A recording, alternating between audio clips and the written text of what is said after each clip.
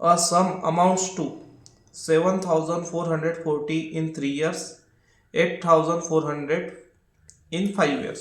आता sums amount होते, तर 5 इयर्सचा जो अमाऊंट आहे इज इक्वल टू किती आहे आपल्याकडे 8,400 आणि 3 इयर्सचा अमाऊंट आहे आपल्याकडे 7,440.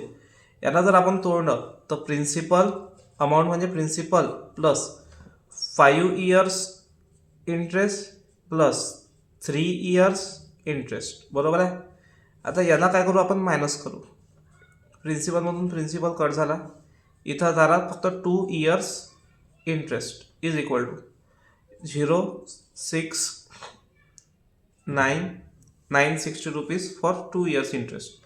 म्हणजे 1 इयरचा इंटरेस्ट किती झाला आपल्याकडे 8चा हाफ 4, 16चा हाफ 8, 480 रुपीज 1 इयरचा इंटरेस्ट. ओके, तर आपल्याकडे आता 3 वर्षाची एक अमाऊंट आहे. ठीक आहे, 3 years amount is equal to principal plus 3 years interest, बरोबर आहे. अमाऊंट किती आहे 7,440 इज इक्वल टू प्रिन्सिपल काढायचं आहे आपल्याला. प्रिन्सिपल इज इक्वल टू, तर प्रिन्सिपल किती निघेल आपल्याला 3 इयरचा इंटरेस्ट किती निघेल याला मल्टिप्लाइड बाय 3 करूया. 0,24 कॅरीचा 1 कॅरीचे 2 12 आणि 2 14. 1440 जर याच्यातून मायनस केले तर 7,000मधून 1,000 गेले 6,000 या प्रश्नाचं उत्तर हा काय भेटणार आपल्याला प्रिन्सिपल. ठीक आहे, आपल्याला इंटरेस्ट काढायचा आहे.